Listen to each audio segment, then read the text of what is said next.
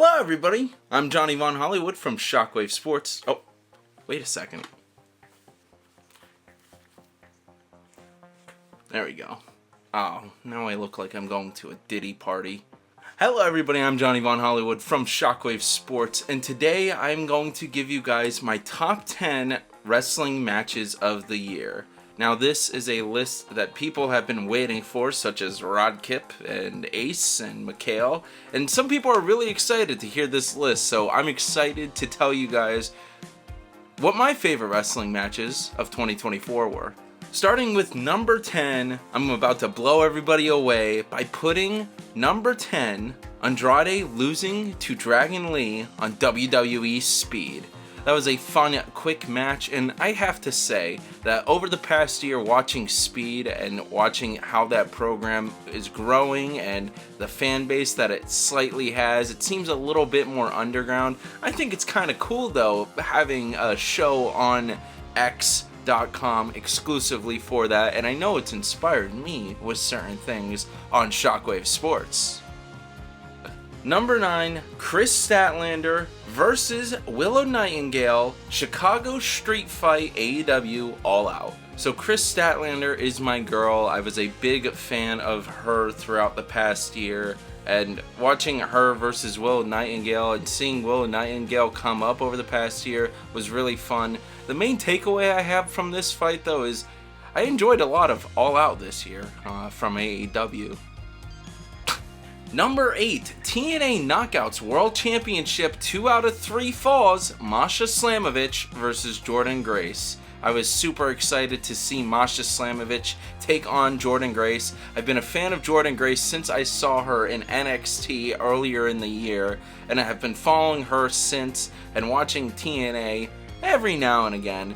But I was also a fan of Masha Slamovich over on TNA, and I was actually rooting for her to win this match, in which she did. That was a fun match, and that is my number 8 of 2024.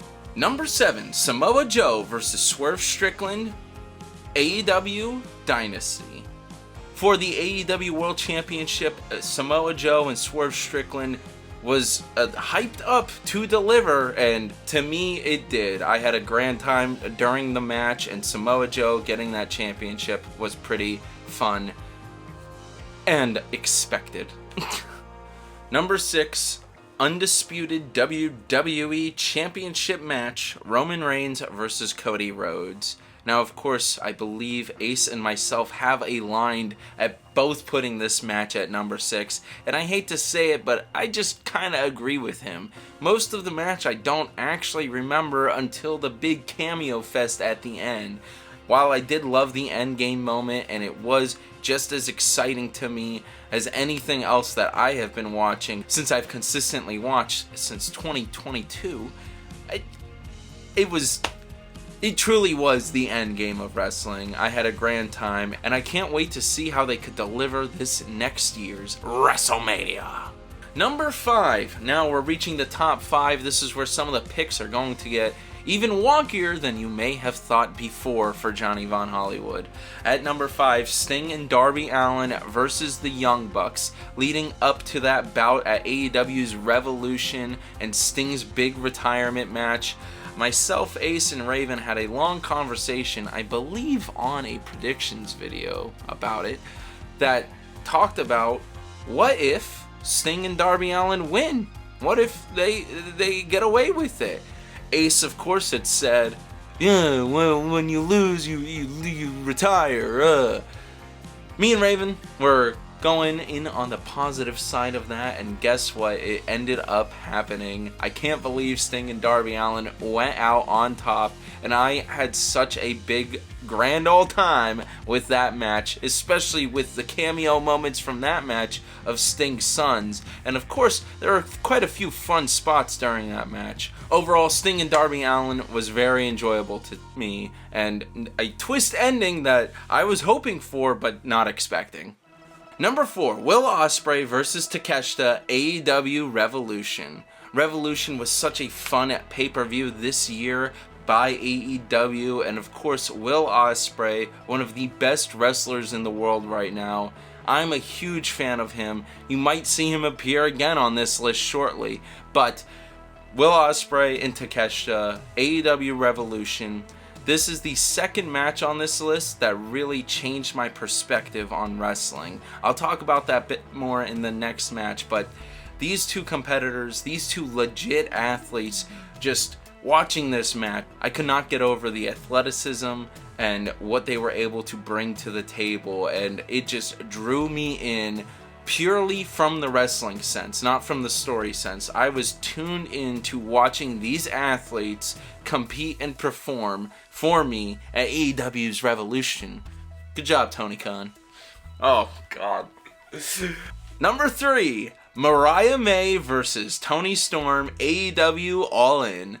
The build-up over the past year with that story arc was huge, and I know that now it has moved on, and Toni Storm is having a bit of a problem with her memories right now and has reverted from timeless Toni Storm back to OG Toni Storm. But it seems that lost in her mind is all of the moments she had over the past year as timeless Toni Storm. She said just recently that it is her first match ever at an AEW event, and I think it's super curious where that storyline's going, but the build up to Mariah May versus Toni Storm, with Mariah May being her partner in crime and being her best friend and being her sidekick, eventually we knew something was going to happen between them. All the dominoes were set up, and when they fell hard. I was such a huge fan of that match, and that is my top 3, and yeah, I'm putting that above quite a bit of other matches that happened this year.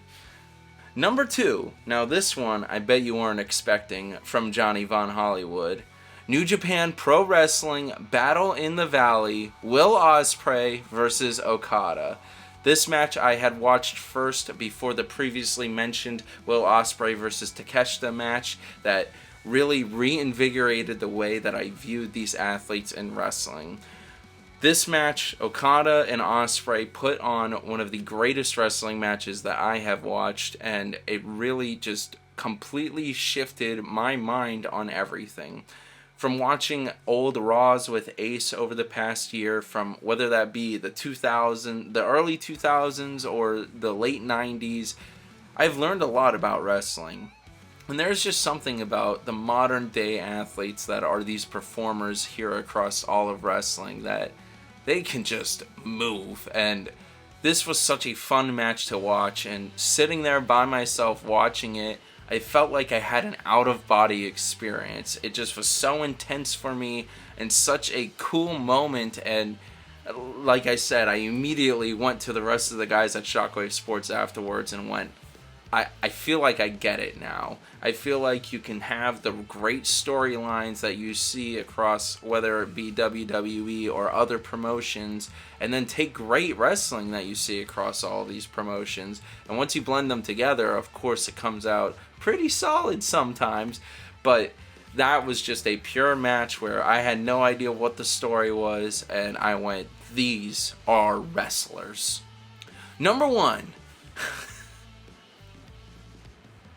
Number 1, Nia Jax versus Rhea Ripley, WWE's Elimination Chamber. I had this match at my number 1 since the beginning of the year when we had Elimination Chamber.